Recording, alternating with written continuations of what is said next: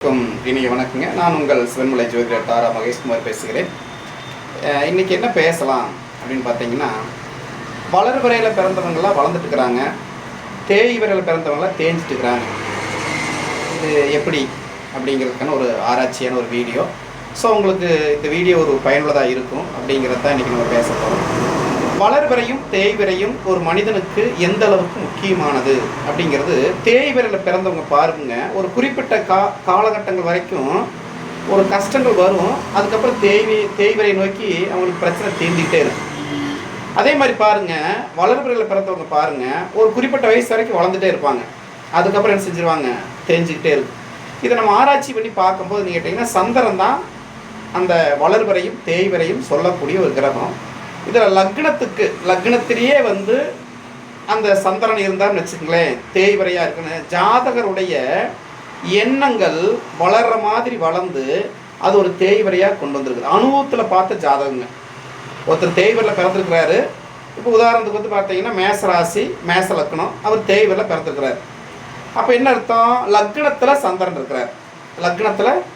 இருக்கிறார். அப்போ மேச ராசிக்குள்ளன்னு பார்க்கும்போது அவங்க தலையான வம்சங்கள் நல்லா வளர்ந்துருப்பாங்க. கொடுத்து என்ன செஞ்சுருப்பாங்க, கெட்டு போயிருப்பாங்க. அடுத்த தலைமுறைக்கு தேடி வைக்கல அவங்க. அப்படிங்களா? இதை நம்ம எப்படி எடுக்கிறோம் அப்படின்னு கேட்டிங்கன்னா, இப்போ நவீன காலத்துக்கு ஜாதகத்தை பார்க்கலாமா வேண்டாமா, ஜோசியர் சொல்கிறவங்க நல்ல கருத்துக்களை சொன்னாலும் நமக்கு அது செட் ஆக மாட்டேங்குது. கோயிலுக்கு போங்க, குளத்துக்கு போங்க, வாய்க்காலுக்கு போங்கன்னு சொல்கிறோம். ஆனால் இந்த போகிற காலத்தில் நீங்கள் என்ன செய்யலாம், ஒரு செம்பில் தண்ணி எடுத்து வச்சு அதில் 2 வேப்பந்தலை, அரச மரத்து இலை, மாமரத்து இலை இதை ஊற வச்சு சூரியனுடைய ஒளிக்கதிரில் காலைல 6 மணிக்கு அந்த சூரியனுடைய ஒளிக்கதிரில் வச்சுருங்க. நான் உங்கள் ஜாதகத்தை பார்த்துட்டு எந்த ஓரையில் உங்களுடைய தலையில் அந்த நீரை ஊற்றி அந்த வழிபாடு செய்யும் போது என்ன கேட்டிங்கன்னா, மனசு ஒரு நிம்மதியை கொடுக்குதுங்க. அதுக்கப்புறம் கோயிலுக்கு நம்ம போகலாமா வேண்டாமா அப்படிங்கிறது தெரிஞ்சுது. ஏன்னா இங்கிருந்து கடலில் போய் குளித்தாலும் அந்த கர்மா அந்த ஓரையில் செய்யும் போது தான் தீருது. சரிங்களா? நம்ம அலைஞ்சு திருச்செந்தூர் போவாங்க, கன்னியாகுமரி போவாங்க, ராமேஸ்வரம் போவாங்கன்னு நாங்கள் சொன்னாலுமே அந்த ஓரையில் போய் நீங்கள் குளிக்கிறது, கடலில் குளித்தா எப்படி என்ன புண்ணியம் கிடைக்குமோ அது ஒரு செம்பு தண்ணியில் உங்களுக்கு கிடைக்கும். இந்த வீடியோவில் நான் என்ன சொல்ல வர்றேன் அப்படின்னு பார்த்தீங்கன்னா, வளர்வரையில் பிறந்தவங்களும் தேய்வரையில் பிறந்தவங்களும் எந்த துறையில் வளர்ந்துருக்குறாங்க, எந்த துறையில் தேஞ்சிருக்கிறாங்க, இதுதான் நம்முடைய ஜாதகத்துடைய ஆராய்ச்சி. அதுக்கு உங்கள் பிளட் குரூப்பை எடுத்துக்கங்க. ஏ பிளட் குரூப்பா இதை வச்சுக்கோங்க.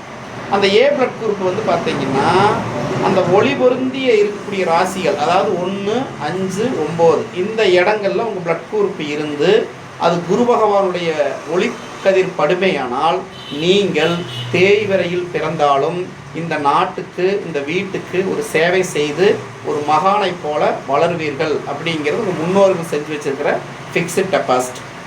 சரி, ரெண்டாவது என்ன நம்ம என்னக்குன்னு கேட்டிங்கன்னா, ஒரு ஊரில் நம்ம பிறந்திருக்கிறோம். இப்போ மேச ராசி அல்லது மேச லக்னத்துக்கு பாதகஸ்தானம் என்னங்க, 11வது வீடு.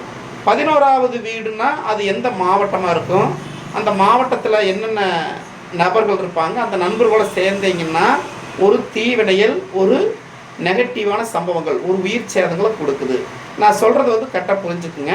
நீங்கள் மேச லக்னத்தில் பிறந்திருக்கிறீங்க, 11வது வீடு அப்படின்னு பார்த்தீங்கன்னா சேலம், திருச்சி, கரூர், நாமக்கல், குளித்தலை, முசிறி, பெரம்பலூர், ராசிபுரம் இந்த மாவட்டங்களில் நீங்கள் போய் ஏதாவது ஒரு அருவியில் குளிக்கலாம் அல்லது ஒரு சுதந்திரமாக இருக்கான்னு நினச்சிங்கன்னா அது பாதகத்தில் முடியும். இது எந்த அளவுக்கு உண்மை அப்படிங்கிறத உங்களுடைய ஜனனகால ஜாதகத்தை எடுத்து நீங்கள் இந்த ஊரில் பிறந்திருந்தாலுமே வளர்ச்சி இருக்காது, நல்லா தெரிஞ்சுக்குங்க. சேலம், திருச்சி, கரூர், நாமக்கல், குளித்தலை, முசிறி, பெரம்பலூர், ராசிபுரம் இந்த இடத்துல நீங்கள் பிறந்திருந்தாலும், நீங்கள் வளர்வரையிலேயே பிறந்திருந்தாலும் மேச லக்னத்துக்கு இந்த மாவட்டங்கள், இந்த இடங்கள் உங்களுக்கு ஒரு நெகட்டிவான செய்திகளை கொடுக்கும். அதை நீங்கள் ஏற்றுக்கணும். அதுக்கு நான் என்ன சொல்கிறேன்னு கேட்டிங்கன்னா, இந்த நெகட்டிவான செய்திகள் உள்ள ஊரில் பிறந்தவங்க அதுக்கு எந்த ஊரில் போய் உங்களுடைய மனசை நீங்கள் ஆக்டிவேட் பண்ணிக்கணும்.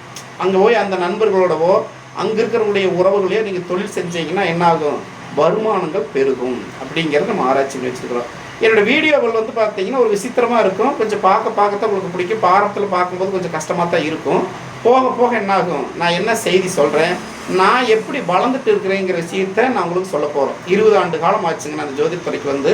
இந்த 20 ஆண்டு காலங்களில் நான் என்ன கண்டுபிடிச்சிருக்கிறேன் அப்படின்னு கேட்டிங்கன்னா, மனநிலை, நம்மளுடைய மனநிலை வெற்றிக்கும் தோல்விக்கும் கிரக நிலை தான் காரணம்.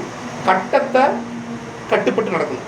12 கட்டத்துக்கு நம்ம கட்டுப்பட்டு நடக்கணும். அப்படி கட்டுப்பட்டு நடந்தால் தோன்றின் புகழோடு தோன்றுக அஃதிலார் தோன்றலின் தோன்றாமை நன்று அப்படிங்கிற திருக்குறள் கணங்க நம்ம தமிழ்நாட்டில் பிறந்திருக்கிறோம். அதே மிகப்பெரிய ஒரு யோகம். அந்த தமிழ்நாட்டுக்குள்ளார நம்ம வந்து மன நிம்மதியோடு வாழணும் அப்படின்னு கேட்டிங்கன்னா, இந்த ஜோதிடம்ங்கிறது ஒரு பாரம்பரியம். அந்த பாரம்பரியத்தை நம்ம கடைபிடிக்கணும்னு ஆசைப்படும் போது நிறைய இடைஞ்சல்கள் இடையூறுகள் வரத்தான் செய்யும். நான் ஒரு விஷயங்கள் வந்து நான் ஆராய்ச்சி பண்ணாமல் நான் உங்களுக்கு சொல்ல மாட்டேன். ஸோ இந்த வீடியோ உங்களுக்கு பிடிச்சிருந்தா உங்கள் நண்பர்களுக்கு ஷேர் பண்ணுங்கள். ஆஸ்ட்ரோ தாரா 2100 அப்படிங்கிற யூடியூப் சேனல் ஆரம்பித்து நான் இப்போ தான் சில வீடியோக்கள் போட்டுட்ருக்கிறேன். ஸோ இதில் வந்து குறைகளும் இருக்கலாம், நிறைகளும் இருக்கலாம். என்னை நீங்கள் திட்டுவதாக இருந்தாலும் சரி, புகழ்ந்து பேசுறதாலும் சரி, கமெண்ட் பாக்ஸில் போடுங்க. நானும் உங்களோடு சேர்ந்து பயணங்கள் பண்ணுகிறேன். கட்டங்களை நாம் மதிக்கிறோம். நம்முடைய வாழ்க்கையில் நாளைய தலைமுறைக்கு ஏதாவது செஞ்சு வச்சுட்டு போகணும் அப்படிங்கிறதுக்காக இந்த ஆராய்ச்சி பண்ணிட்டு இருக்கிறேன். நன்றி, வணக்கம்.